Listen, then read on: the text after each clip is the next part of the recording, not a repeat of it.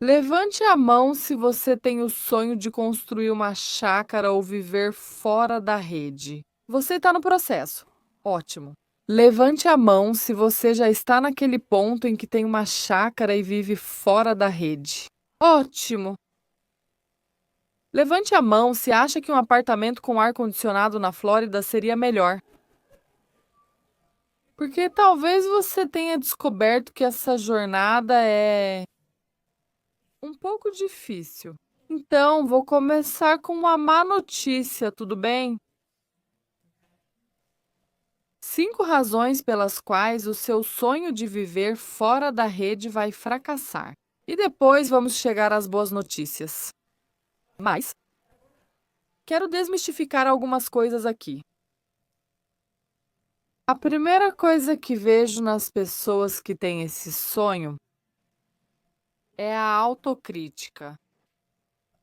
Inicialmente você pensa, isso vai ser incrível. Mas aí você cai no que eu chamo de armadilha da educação, onde você está constantemente aprendendo em vez de agir. E a inação vai matar o seu sonho. Então, você pode estar pensando, eu sou velha demais, eu sou jovem demais, não estou em forma, não tenho dinheiro suficiente, tenho filhos pequenos e muitos animais. Seja qual for a desculpa, você vive nessa realidade e não toma uma atitude. E você pensa, vou seguir essa pessoa do campo para ver o que ela diz. Vou fazer um curso sobre agricultura regenerativa e ver o que posso aprender lá. E em vez disso, você não age. E até pequenas ações fazem diferença. Isso vai aumentar sua confiança. E o maior obstáculo é você mesma, na sua mente. Então, eu vejo pessoas que têm intenções muito boas, ficam presas em suas próprias mentes. E elas ficam presas nos motivos pelos quais não conseguem fazer algo. Talvez sua visão seja grande demais. Você pensa, vou conseguir 16 hectares em um lago ou riacho. Vou ter energia solar que abastece toda a minha propriedade. E aí você quer tudo isso. Você quer água, bom solo, fácil acesso e uma grande propriedade com acesso à água. E aí, quando você consegue isso, talvez você já tenha visto no YouTube aquelas pessoas que ganharam todas essas coisas patrocinadas de graça, incluindo tratores e serrarias. E você pensa, ok, então eu vou fazer isso. E a visão acaba sendo grande demais. Grande demais. Então, basicamente, eu acho que você deveria começar com o pedaço de terra mais barato que puder pagar. O pedaço de terra mais barato que puder pagar e construir uma caixa. Construa uma caixa e viva na caixa. Uma caixa bem pequena mesmo. E você descobre o seu terreno e aprende como fazer as coisas. Mas compre um pedaço pequeno de terra e viva em uma caixa. Uma caixa bem pequena mesmo. Sua visão é grande demais. A próxima é subestimar a quantidade de trabalho que vai aparecer para você. Só percebe isso quando começa a fazer. Quanta trabalheira vai ser, né? Levanta a mão quem entende, tipo, você chega lá e pensa, isso vai ser incrível.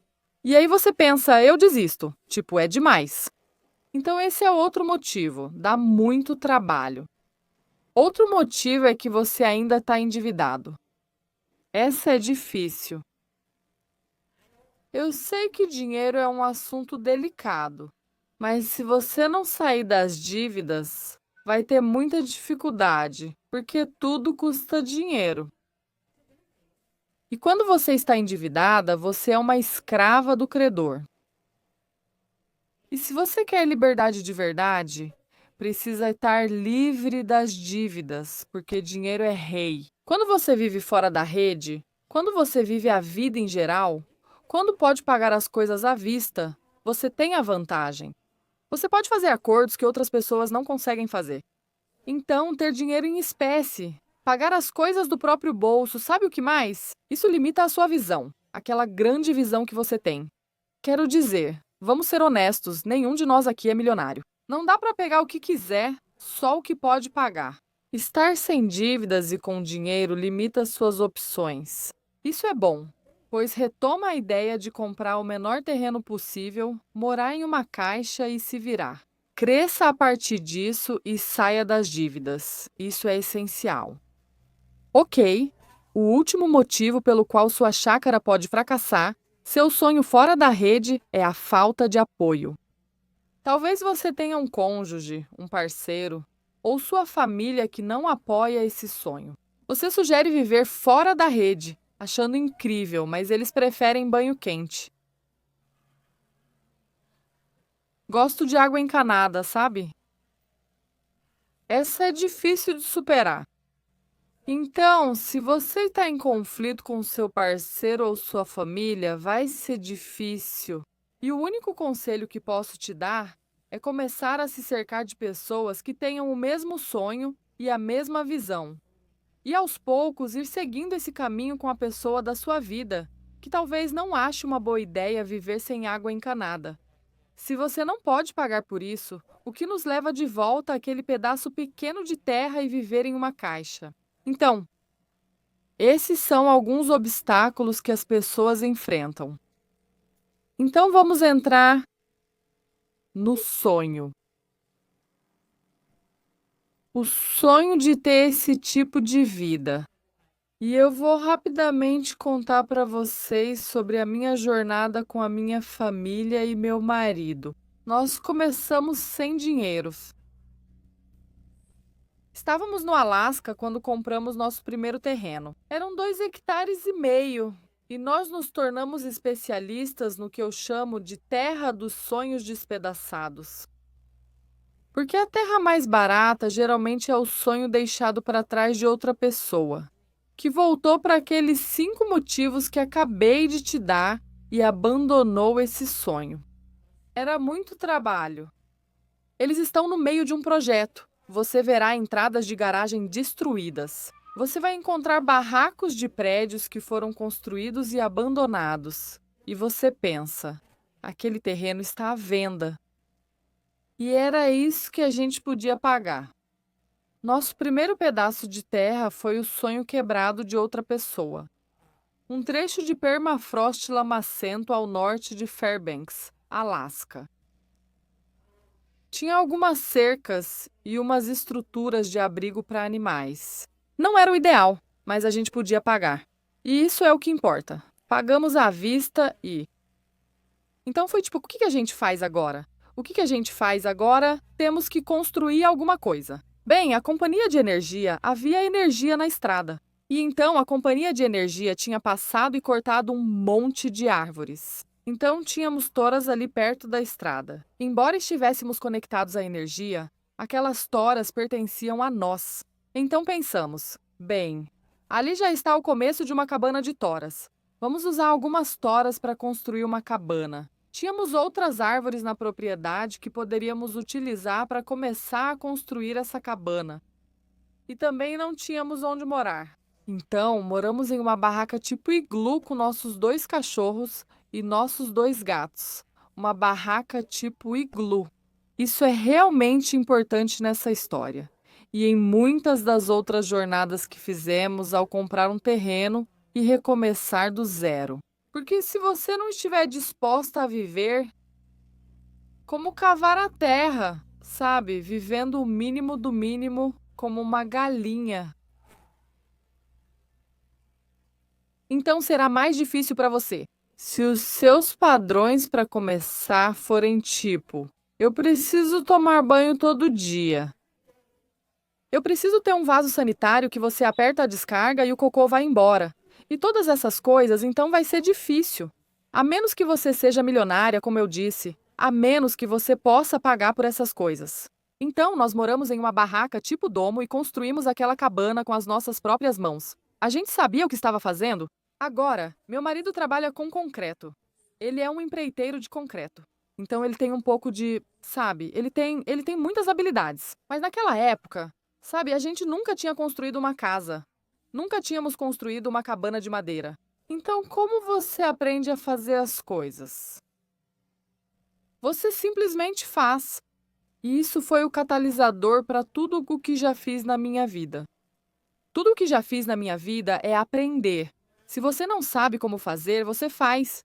Você descobre como. Construímos a cabana de 3,6 metros por 3,6 metros. Era a nossa versão de uma caixa. Tinha um pequeno mezanino. Era incrível. Nós tínhamos sem eletricidade e sem água encanada. E acabamos tendo nosso primeiro filho, Belly.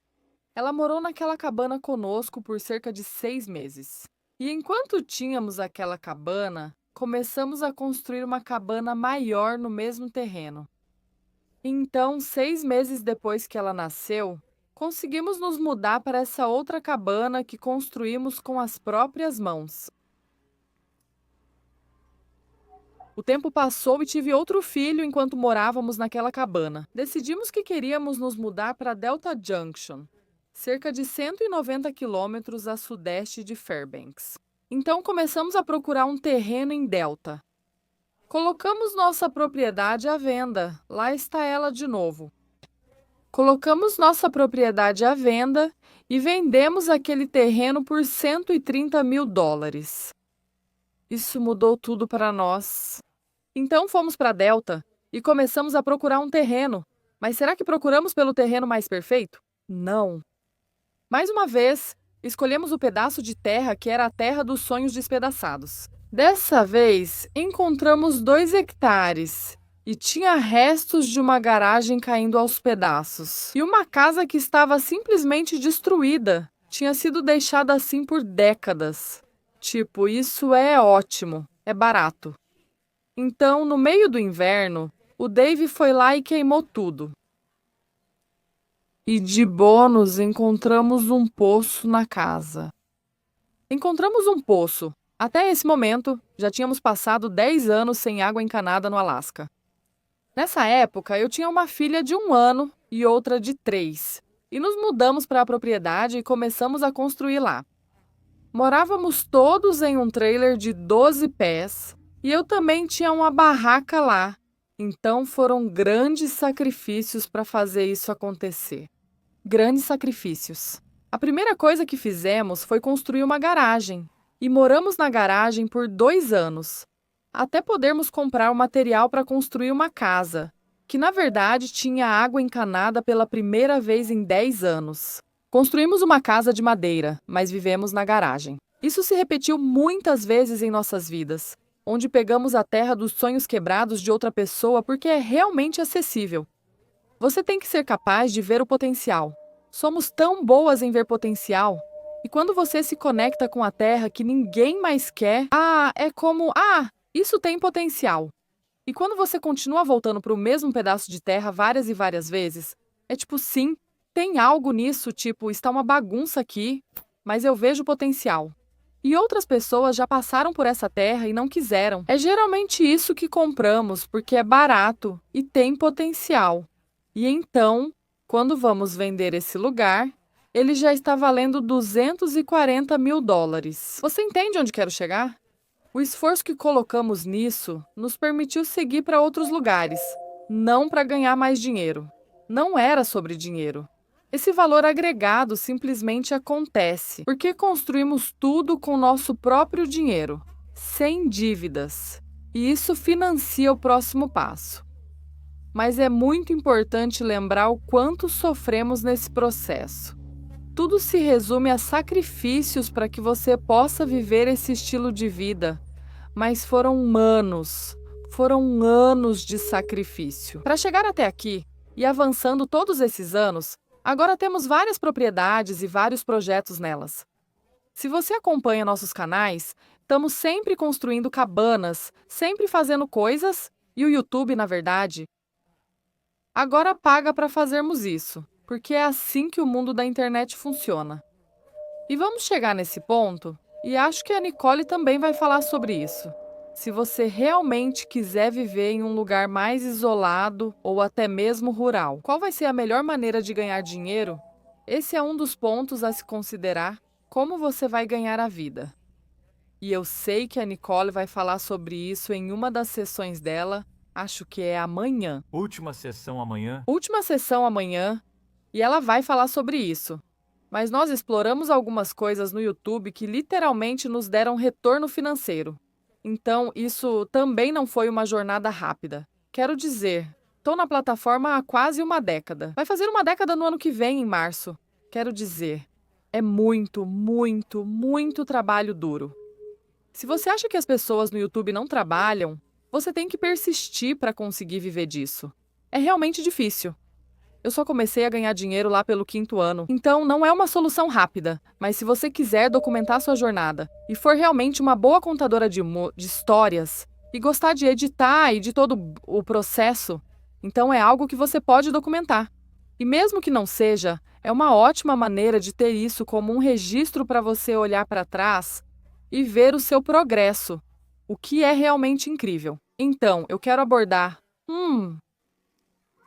Se você está procurando um terreno, eu meio que quero passar pelo processo de talvez algumas coisas que você deveria pensar quando estiver procurando um terreno fora da rede, ou para uma chácara. Mas o maior conselho que eu poderia te dar é procurar por um pedaço que tenha vestígios do sonho quebrado de alguém, porque vai exigir mais esforço físico seu. Mas muitas vezes esse terreno é muito mais barato. E se você está com o orçamento apertado, pode ser uma maneira de você realmente conseguir um terreno. E sabe de uma coisa? Você não precisa de 20 acres, não precisa de 10 acres, até mesmo 1 ou 2 acres. Se esse for o seu orçamento, você pode fazer muita coisa com tão pouco terreno. Não subestime nem superestime a quantidade de terra que você precisa. Porque pode acreditar, um terreno grande dá muito trabalho para cuidar. Nós temos um terreno grande no norte de Michigan, são 75 acres. E eu acho que nem vi tudo ainda, sabe? Não tem como, eu sempre falo, vou fazer trilhas e tal, mas sabe de uma coisa?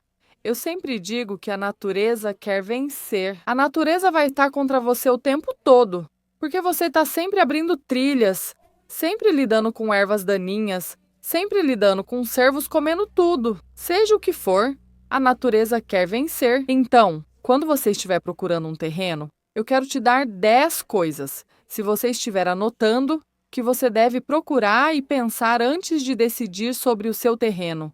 Número 1 é o acesso. Agora, você pode encontrar terrenos incríveis. Sabe, eu falo sobre o Alasca, porque você pode encontrar um terreno e pensar, isso é incrível, mas você tem que chegar de avião ou de barco. E confia em mim, isso é algo muito difícil de lidar. O acesso é realmente importante, então você pode dirigir até lá. Vai ser acesso só por quadriciclo?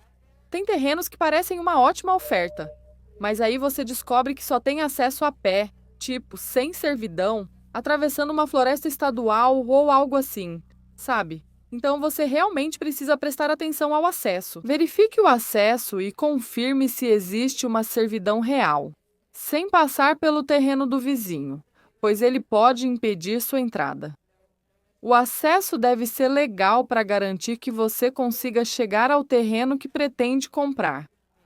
Muitos dos nossos terrenos têm acesso apenas sazonal, o que significa que fica em uma trilha dupla. Esse é um termo de Michigan. Vocês sabem o que é uma trilha dupla? Trilha dupla não é uma estrada, não é uma estrada mantida. É só você consegue passar pelo terreno. Tem uma espécie de trilha, mas não é mantida. Não é limpa, não é da prefeitura, nada disso. Então, quando neva, ou se houver uma enchente ou qualquer outro evento, você não vai conseguir passar por ali, a menos que você mesma mantenha naquela estrada. Então, é uma trilha dupla, e não tem como entrar lá no inverno sem ser com motos de neve, porque são quilômetros de trilha dupla e você não consegue entrar. Então, você precisa saber disso. E, se para você tudo bem, dê um ano. Eu conheço uma família que tentou viver esse sonho fora da rede, bem longe numa trilha dupla, com crianças pequenas. E 2 anos depois eles desistiram porque o acesso acabou com eles. O acesso realmente pode te quebrar, então pense bem nisso. Qual é a zona de uso do solo? Tá bom. A zona de uso do solo realmente depende de onde você está. Eu odeio dizer isso, mas às vezes é mais fácil pedir perdão do que permissão. Mas na minha experiência, quando você começa a cutucar o urso, você acaba chamando a atenção para si mesma. Olha, não estou aqui para te dar conselhos sobre zoneamento. Só posso te dizer que se você estiver longe o suficiente do caminho principal, no nosso caso, no Alasca, ninguém liga. Praticamente não há zoneamento nas áreas rurais. Na Península Superior de Michigan, é tão isolado que ninguém vai te procurar nunca. Tipo, eu nem sei por que a gente paga imposto lá, porque não tem serviço nenhum. Zero. Eles não vão gostar da minha cabana em formato de A, eles nem vão encontrar, e não é querendo me gabar, mas eles realmente não vão encontrar minha cabana. Eu construí aquilo levando os materiais de quadriciclo. Está enterrada. Coloquei um telhado verde de propósito. Fica entre pinheiros. Não dá para ver de cima. Nunca vão me achar. Me importo com zoneamento? Absolutamente não. Então você meio que tem que escolher. Mas se você vai ficar em uma área, especialmente se tiver vizinhos que vão se interessar pelo que você está fazendo, eles podem te denunciar, nunca se sabe. Então, uma boa ideia é ser bem local mesmo. Tipo, ligar, se quiser ligar e investigar sobre o zoneamento. Ligue como se fosse outra pessoa, por exemplo. Minha amiga está pensando em... Não dê seu nome. Fale de modo geral, como... Qual é o zoneamento nesse condado ou município? Muitas dessas informações estão online. Muitas vezes, é possível construir estruturas não permanentes sem exigência de zoneamento, se forem menores que certa metragem. Isso reforça a ideia da caixa pequena e do terreno pequeno, então considere isso. Você quer ter certeza de que não está em nenhum tipo de associação incorporada, que é um pesadelo, onde eles dizem que você não pode construir isso ou aquilo, ou fazer o que quiser na sua terra, e isso existe até em algumas áreas rurais, então você precisa estar atenta a isso. Mais uma. Uma coisa importante é o que tem perto do lugar que você quer comprar. Isso é realmente importante. Você pode chegar lá e pensar que é incrível, e depois descobrir que a 1 quilômetro de distância tem uma operação madeireira que funciona 24 horas. O Tiema há 24 horas por dia fazendo paletes, então eles nunca vão parar de processar madeira em paletes. E isso faz barulho. Você consegue ouvir a 1 quilômetro de distância. Então visite esse terreno várias vezes ao dia, em horários diferentes, sabe? Não só no fim de semana, quando talvez algo não esteja funcionando, como uma pedreira, ou se tem um lixão por perto. Ou observe os proprietários vizinhos, se é tudo bagunçado, se é tudo nojento, se você suspeita que pode haver pessoas suspeitas na área? Você pode meio que sentir isso. Então sempre dirija pela região onde está procurando. Vá no Google Maps. Faça aquela busca pelo Google Earth de cima e veja o que você consegue perceber sobre as áreas ao redor. Eu já visitei terrenos que eram lindos e, ao longe, eu conseguia ouvir um zumbido tipo: que é isso? O que estou ouvindo? Eu sou muito sensível a barulhos nas propriedades. E havia uma estação de energia, sabe? Uma companhia elétrica, tipo uma usina. E tinha esse zumbido interminável que eu conseguia ouvir. Eu pensei, eu não quero esse terreno. Isso me deixaria louca. Então, coisas assim. Aviões passando por cima, mesmo perto de aeroportos pequenos, me deixariam louca. Tipo, você não saberia como é o nosso lugar no Alasca até morar lá. Mas, por exemplo, eu tenho um vizinho que atira o tempo todo. Se você não quer isso, provavelmente gostaria de saber. Não há problema em pessoas usarem armas. Se você buscasse paz e descobrisse que esse cara atira o tempo todo, seria muito decepcionante ter acabado de comprar esse terreno. Algumas dessas coisas você não saberá. Rodovias a 1 quilômetro. Isso é péssimo, é horrível. Então, tenha isso em mente. Você tem autoatendimento? Eu sempre confiro meu celular onde quer que eu vá. Em Terra Nova, você pode ir. Confira seu celular, porque se você está tentando fazer negócios, se está tentando, sabe, ganhar a vida aí na internet ou com seu celular ou qualquer coisa assim, você precisa de autoatendimento. Acabei de comprar o Starlink Mini e, meu Deus, isso muda tudo. Foi uma compra de 500 pelo aparelho em si. São cerca de $50 por mês por 50 gigas. Estou impressionada. Isso muda tudo para mim porque faço tudo online. Então eu poderia levar isso comigo e trabalhar remotamente. Então o Starlink Mini tem sido incrível. Mas confira seu celular. Que tipo de recursos o terreno tem? Tem um lago? Tem boas oportunidades de energia solar? Tem madeira que você pode usar? Como é o solo? Você consegue cultivar coisas nesse solo? Tipo, ele é muito arenoso? É permafrost? Então observe que tipo de solo é e o que você quer fazer com a terra. Como o clima impacta a sua vida, construção e manejo da propriedade rural? O Alasca possui 2 estações, inverno e a dos insetos. Então, Tennessee, quero dizer, é quente. Está quente. Tipo, ótimo para energia solar. Mas como você vai se refrescar e realmente manter seus animais hidratados e frescos? E tem tantas coisas a considerar. Então pense no clima. Tem muita neve?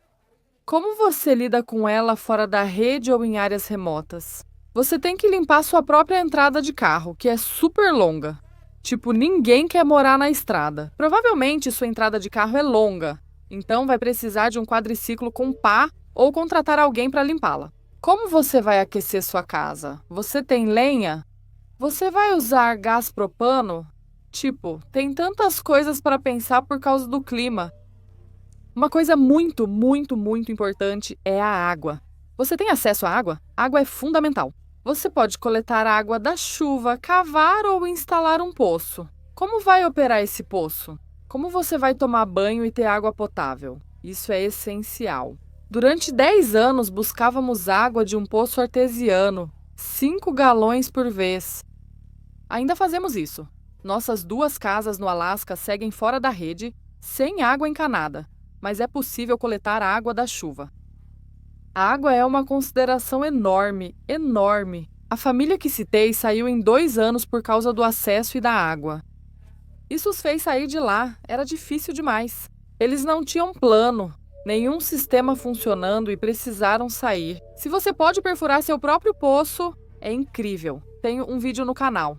Tem uma playlist no meu canal, Garota na Floresta. Ela se chama Desenvolvimento Off-Grid e Homestead, com vídeos sobre escolha de terrenos, instalação de poços e construção.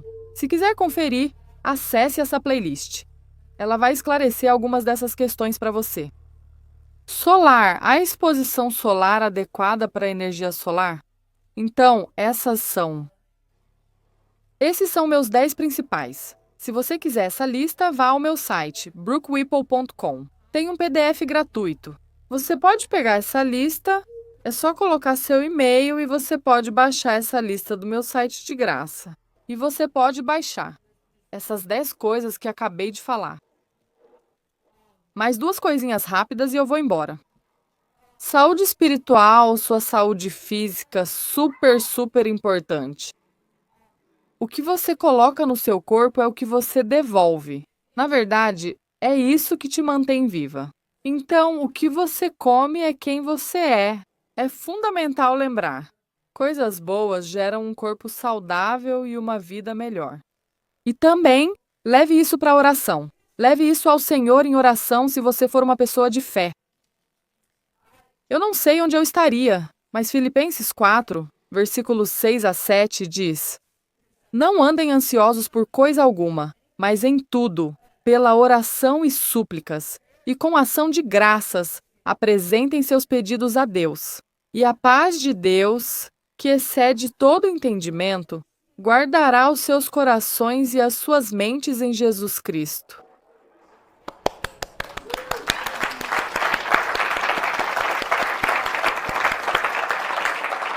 Acho que estou sem tempo.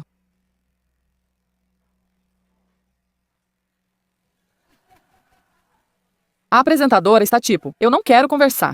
Devemos responder algumas perguntas? Posso responder algumas perguntas se houver tempo. Alguém tem perguntas? Não é bem uma pergunta, mas sou muito grato por você estar naquela barraca que foi arranhada pelo urso. Sim. Meus Corjans. Minha esposa e eu assistimos seu programa. Obrigada. Para quem não sabe do que ele está falando, neste verão, na nossa propriedade no Alasca, eu ouvi um barulho enorme no meio da noite. Eu estava em uma barraca com meus cachorrinhos. Davi já tinha saído da propriedade e estava em Fairbanks. Ouvi um barulho enorme e pensei: vou pegar meu spray de urso. Ficamos quietos e voltamos a dormir. De manhã, achei minha barraca de banho caída e um velho grande. Marcas de urso pardo na minha barraca. Fui verificar minha câmera de trilha. Mesmo sem estar ligada naquela noite, tive um urso pardo no acampamento, então foi tensão total.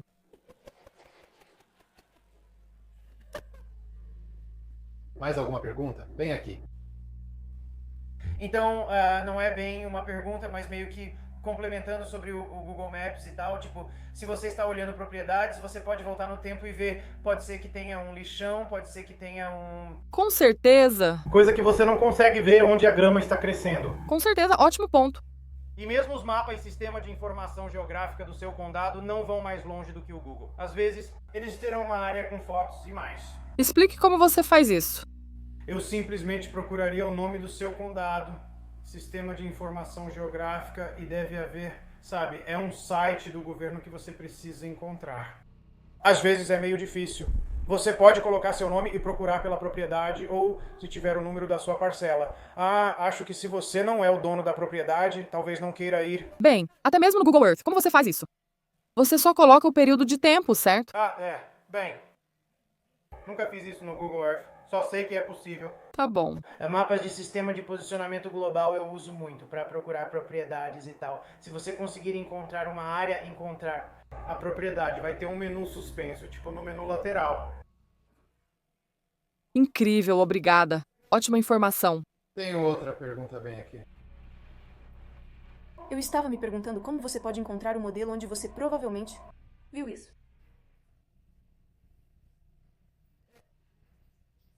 Sim. Você pode, se tiver mapas ou NX, isso ajuda muito. Então, OnX, Hunt OnX, ou como chama?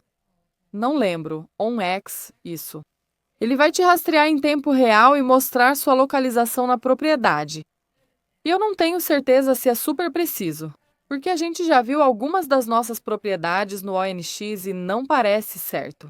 Existem limites, mas ele pode te dar uma ideia geral. E ele vai destacar o terreno e colocar o nome. Pode ser premium, exigindo assinatura para acessar certas funções. Eu sou assinante, então pode estar incluso, eu não me lembro. Mas... Ok, você ganha 1 mês grátis para experimentar. Pode ficar em terra, andar, seguir e ver. Sim, medir é essencial para conhecer seus limites, especialmente com alguém por perto. Temos um vizinho no Alasca. Juro que ele está bem na divisa do nosso terreno. Algumas dessas coisas provavelmente ficarão como estão, pois já estão lá há muito tempo. Uma medição resolveria. É caro, mas traz tranquilidade. Meu cunhado acabou de ter um vizinho que disse: vamos cortar árvores aqui atrás. E eles estavam presumindo que eles teriam entrado na propriedade do meu cunhado e cortado árvores porque não tinham feito uma medição. Então meu irmão fez a medição e foi tipo: não, vocês não vão cortar nossas árvores. Então esse tipo de coisa é realmente importante para você conhecer seus limites. Sim, boa pergunta. O que você acha? É mais fácil viver fora da rede em climas frios? Água como esta? Eu não sou fã de clima quente. Então, eu não tenho experiência no sul, gente, mas eu adoraria o sotaque. Eu amo o sotaque. Eu aceitaria isso. Pessoas com sotaque do sul, eu só quero dar um abraço nelas. Enfim, eu só tenho experiência em climas do norte. É difícil, dependendo de onde você tá, mas eu também sinto que é só o que eu conheço, é o que eu descobri. Acho que onde você morar, pode descobrir o que é melhor e fazer acontecer. Não sei se é mais fácil ou difícil. O calor para mim seria muito mais difícil. Então eu não sei. Nossa, foi tão bom estar aqui. Eu sou grata a Nicole por ter me convidado. Obrigada por me receber.